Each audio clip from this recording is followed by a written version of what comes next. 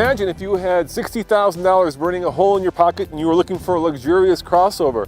I've got two cars but make for a fun patent-pending TFL car mashup. Would you go for on-road performance or off-road capability? Would you go for German engineering or Japanese luxury? That is coming up next on the Fast Lane Car.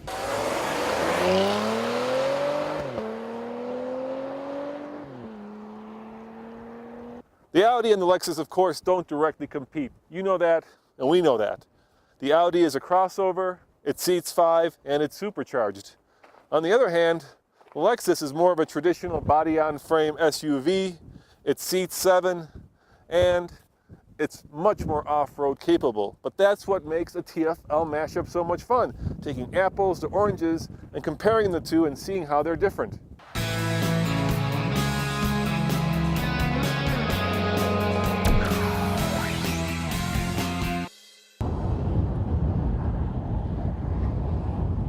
Style-wise, the Audi is starting to look a little bit old and dated. What was once fresh and new is becoming a little bit of a cliche. For instance, these silver S-line mirrors. However, I do like the general look, even though it feels a little bit like a gray jelly bean. There is one part that's in the back that is especially cool. Let me show you that next. Check it out. I love these 4 tailpipes. There's actually a butterfly valve on the inside one that opens up when you really put your pedal to the metal. And I also like the fact that, unlike most cars in this class, these taillights are built into the tailgate, so that when you open up the tailgate, the taillights go up with it instead of being over here.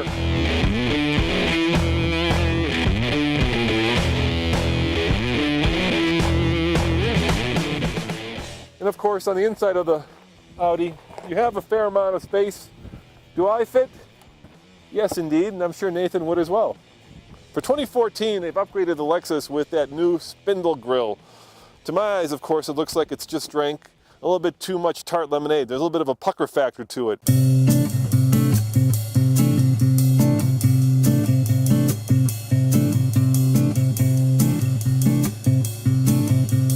This Lexus is built on the same frame as the Toyota 4Runner and is on the European Prado, which makes it extremely off-road worthy. But we've driven this off-road, so today it's all about on-road prowess.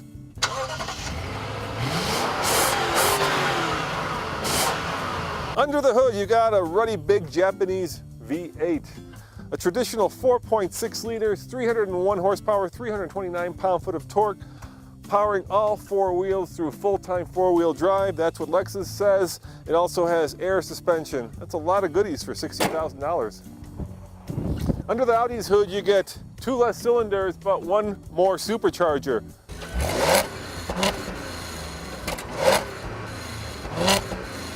This 3-liter is very powerful and very fast, putting out 354 horsepower, 347 pound-foot of torque. Of course, it's got quattro, and it's got an 8-speed transmission, so 2 less cylinders, 2 more gears, but 1 more supercharger. Which one do you think is faster from 0 to 60? That's, you know the answer.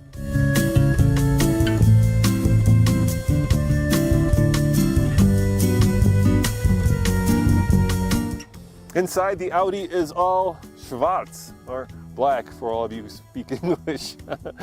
More importantly, it's all business in here. Everything that you feel and touch is, of course, expensive, including this really nice fat steering wheel with the flat bottom. So in case you need to take this car out on a racetrack, you can get in and out easily, I suspect.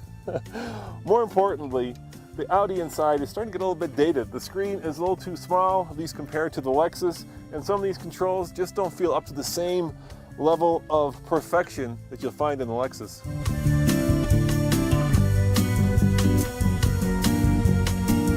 Inside the Lexus, everything you touch is expensive, soft, and smooth.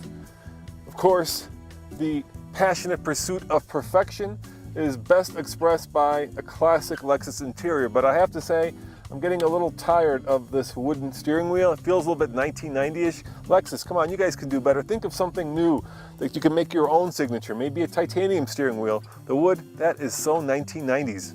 From a utility standpoint, there's no doubt the Lexus is a better vehicle. Check this out. You can open up this rear glass if you want to throw something in quickly, or if you have to, you can swing open this massive tailgate and get anything you want back here, including an extra 2 people, because there are seats back here for that time when you have to get the rest of the soccer team in the car, when you're not busy cruising the parking lots of your local Nordstroms.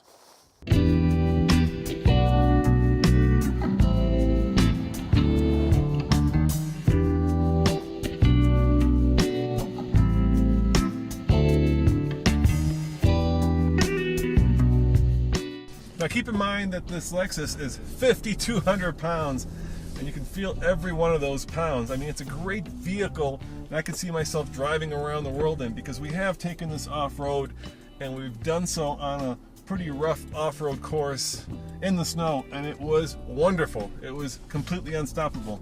On the road, it's a different story.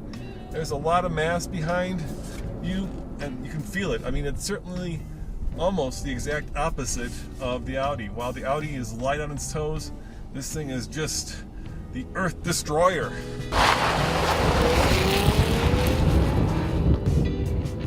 When you put your foot in it, that's when this car shines. It feels a lot smaller. Of course, it is a lot smaller. It feels a lot nimbler. That's because it is a lot nimbler.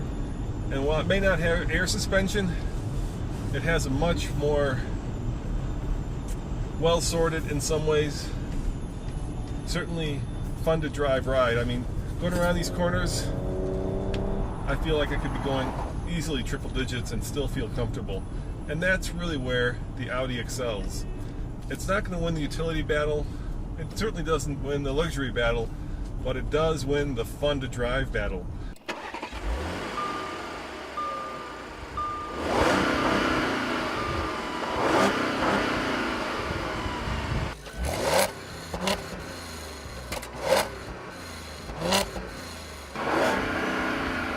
You know, the limiter cuts all the fun at about 3,500 RPM, so you get this kind of sound that I assume is sort of like, yeah, a rhino holding back a fart.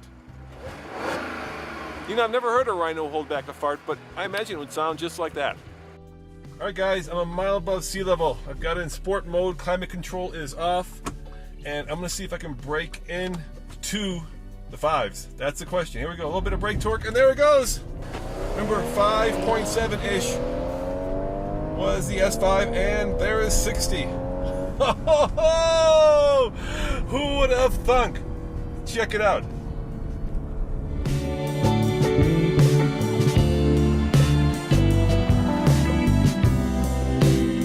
All right, 0 to 60 at a mile above sea level. The Audi went just a tick over 5.7. So let's see if this car is any faster or slower. You know what the answer to that is, don't you? It's going to be slower, of course, just because it's heavier and it's got less horsepower. So here we go. I've got it in sport mode, and I'm going to say this is about a 9-second car up here. At sea level, it would be about a second faster. So here we go. I'm going to give it a little bit of torque and just let go. Nice start. Oh, there's the power band. Come on, Lexus. You can do it.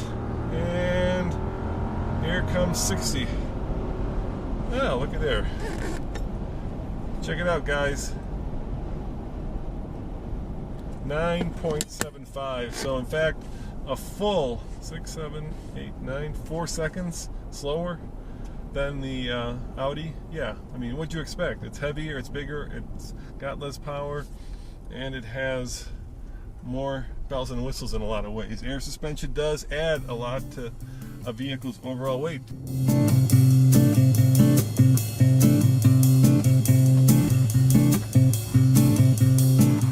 Does fun to drive and a European sporty car demeanor trump Japanese stylish perfection? In my book, yes it does, but there are a lot of people out there who will be just as won over and just as charmed by the quality, the quietness, and the road-going all-road going ability of the Lexus. They're very different. Odd couple is indeed a good way to look at these two vehicles. The Audi and the Lexus, of course, don't directly compete. You know that, and we know that. The Audi is a crossover, it seats 5, and it's supercharged. On the other hand, the Lexus is more of a traditional body-on-frame SUV. It seats 7, and it's much more off-road capable. But that's what makes a TFL mashup so much fun, taking apples to oranges and comparing the two and seeing how they're different.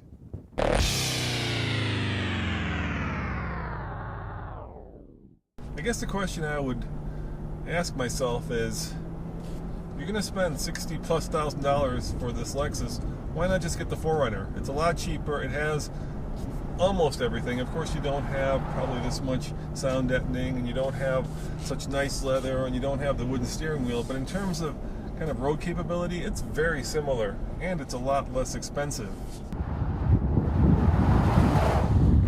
Here we go, one more time. All right, I've got it floored. It's in sport mode. There's the power band. You can really feel the weight. And there we have it, 60. And that was actually slower. So 10.24. So we're gonna go with the 9.75 because that's better.